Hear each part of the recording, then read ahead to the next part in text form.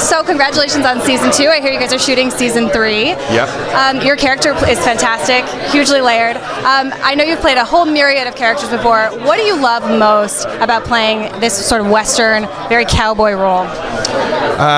It's something that I sort of watched a lot of growing up, in a household where Westerns were a big deal, and it just sort of feels like a throwback to like an older time, and there's something like very classic and Americana about all this stuff. And then within that, to have such a complicated, layered character who I personally fell in love with from the first time I read, it just makes it a wonderful experience. It's definitely my favorite acting experience thus far in my life. Yeah, well, you're no strangers to love stories for sure, but in this case, you're sort of playing a Romeo and Juliet type situation. Sure. So where do you find kind of your inspiration, your motivation for some of those moments, those hugely layered moments that are happening between you and your darling wife?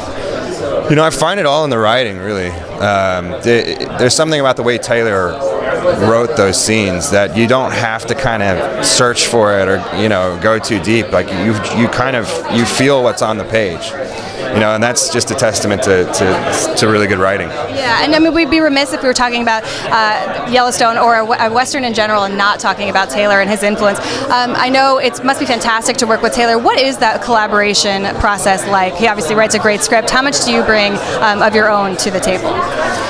Not much, really. Honestly, like I said, the writing's so good, and the character was already there and completely fleshed out, and I think he also, because he was directing it, knew how to cast it right, and he cast someone who already understood it, and there wasn't much that I wanted to bring of my own to it. It's like it was already there. Like I felt like I knew this guy pretty well, even though I wasn't a cowboy and I've never served in the military, and those are the things I sort of have to research and try to get to.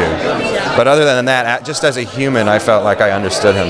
So researching the cowboy element, you guys shoot against the gorgeous backdrop of Montana. Yeah. What's it like working in Montana? What do you do for fun when you're not shooting?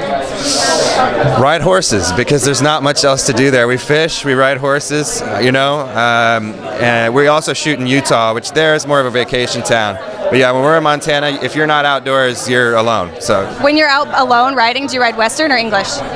Oh, Western, yeah. I'm an English rider. I'm English all the way. I've never tried it. I'll have to learn. It's easier, I think. Okay. Thank you so much. Thank you. Congratulations.